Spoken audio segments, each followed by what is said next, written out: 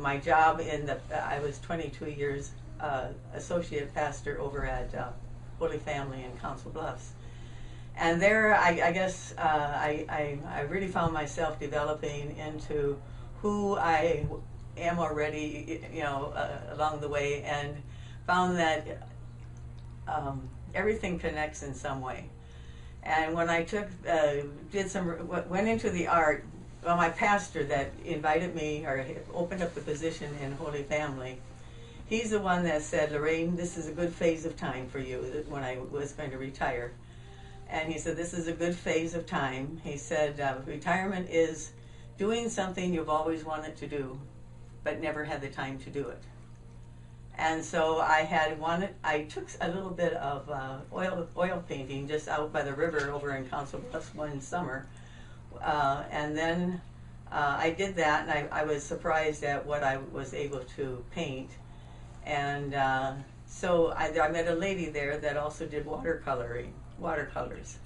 And her paintings were selling down at the 67 Club, or there is a restaurant out on east of Council Bluffs.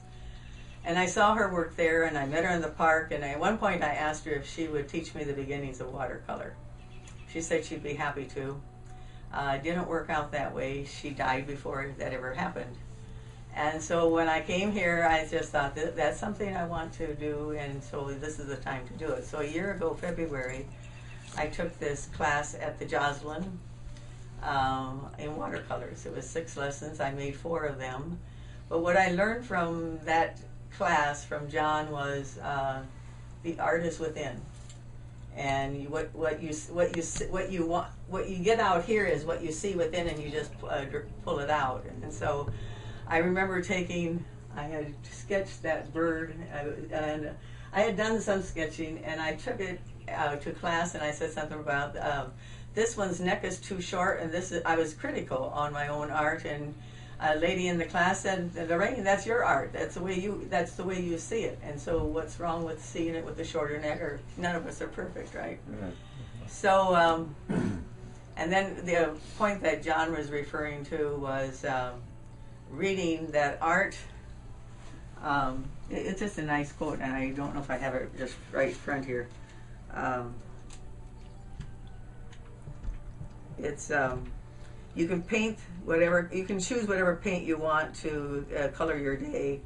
And so if you wanted to be a bleak day, well, you choose the darker colors, or if you want it to be a happy, bright day, you choose brighter colors. But also knowing that you don't want to be a Pollyanna, that everything is supposed to be super, or always supposed to be up and happy. I also know that when you do a fabric in threads, the front part is very nice and just the way you want it to be, but the back has all the knots and the dark colors, and you see this collage of, doesn't look so good back here. And life is kind of like that sometime too. But when we just keep living it and living it the best we can, it turns out to be a masterpiece. I can't find it. But anyhow, that's basically what it is.